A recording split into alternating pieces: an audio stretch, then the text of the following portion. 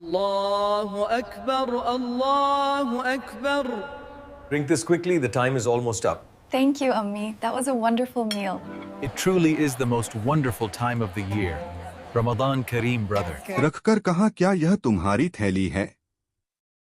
नौजवान ने कहा, हाँ। फिर अबू जुलेखा ने थैली का सर खोला और उस थैली को जमीन पर उंडेल दिया।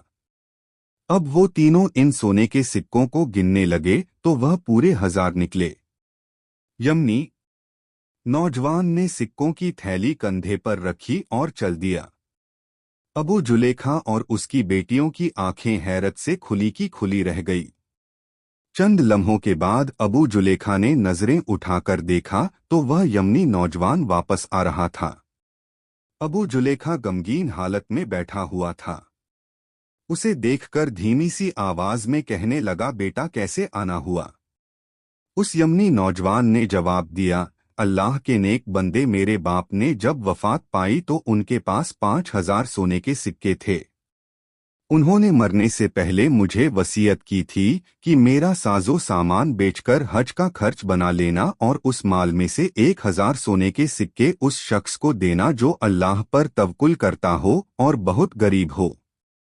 चुनाचे मैंने अपने वतन यमन से लेकर शहर मक्का तक किसी को भी आपसे ज्यादा गरीब और तवक्कुल करने वाला नहीं पाया। यह सिक्के आप रख लें, आप उसे हलाल कामों में खर्च करें। नौजवान सिक्कों से भरी हुई थैली रखकर वहां से चला गया और अबू जुलेखा उसी वक्त अल्लाह के हुजूर सजदे में गिर गया। उसकी दाढ़ी आंसुओं से तर थी। उसने अपनी बीवी से कहा, कुलसूम देख लिया, तुमने, अल्लाह सब्र करने वालों का अज़्र जाया नहीं करता।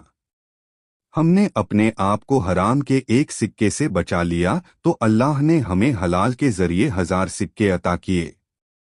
उसके बाद अबू जुलेखा ने अपनी बीवी और बेटियों के साथ बैठकर इफ्तारी की।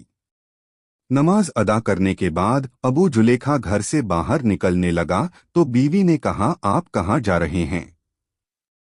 अबू जुलेखा ने जवाब दिया, मैं किसी ऐसे घर की तलाश में जा रहा हूं जिस घर में हमारे जैसे लोग बसते हो और उनकी सहरी और इफ्तारी हमारी तरह फाकों में गुजरती हो ताकि मैं उन्हें अपने साथ खाने में शरीक कर लूं। यह कहकर अबू जुलेखा दरवाजे से बाहर निकल गए। दोस्तों, यह कहानी हमें सब्र, ईमानदारी और अल्लाह पर कामिल भरोसे की शानदार मिसाल सिखाती है। इंसान की जिंदगी में कंट्रोल और आजमाइशें आती हैं, लेकिन जो लोग सब्र का दामन थामे रखते हैं और अपनी ईमानदारी पर कायम रहते हैं, अल्लाह ताला उन्हें ऐसी जगह से रिस्क अता करता है जहां से उन्हें गुमान भी नहीं होता। यह किस्सा हमें बताता है कि हलाल और हराम कुछ छीना है। मेरी बात माने तो आप उस सोने का इस्तेमाल करें। मुझे लगता है कि अल्लाह ताला ने यह आपको तोहफा भेजा है, तो फिर उसके दिए गए तोहफे को क्यों ठुकरा रहे हैं?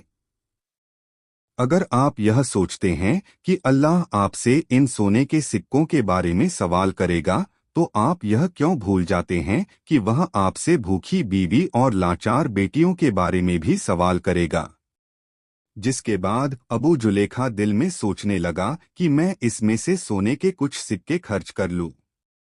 लेकिन वह फौरन ही अपने फैसले से वापस पलटा और ख्याल करने लगा, मैंने सारी जिंदगी सब्र से गुजारी है और आज मेरी टांगे कब्र में है, तो मैं अपनी 60 साला जिंदगी के सब्र को एक ही दिन की लज्जत पर क्यों कुर्बान कर दूं? खुदा हमारे हाल पर रहम फरमाए। और उसने बुलंद आवाज में कहा, मैं ऐसा हरगिज नहीं करूंगा, मैं अपनी कब्र को आग से नहीं भर सकता। ज़द बिन खालिद, जो दरवाजे के साथ कान लगाकर यह सारी बातें सुन रहा था, उसकी आंखों से आंसू बहने लगे।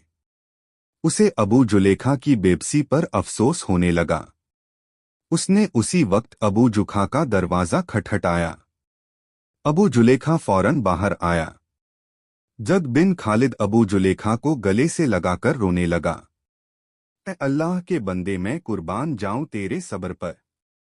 अल्लाह तुझे बहुत अजर देगा।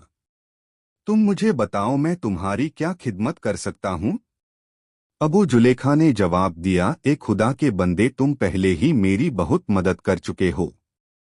तुमने जरा से काम के बदले मुझे पूरे दिन की मजदूरी दी। फिर ज़द बिन खालिद के ज़हन में ख्याल आया और वो उससे कहने लगा, मैं जानता हूं कि सोने की थैली तुम्हारे पास है। तुम ऐसा करो, इनाम की रकम को थोड़ा सा कम कर दो, शायद वो शख्स मान जाए। अबू जलीखा ने जो कुछ थोड़े से पैसे कमाए थे अपने घर वालों के पास बैठकर उन पैसों से इफ्तारी की। अगले दिन फिर काम की तलाश में घर से हरम की तरफ निकला। वो यमनी शख्स वहां पर मौजूद फिर से ऐलान कर रहा था, जो कोई मेरी सोने से भरी हुई थैली वापस करेगा, अल्लाह उसे 7 गुना अजर देगा।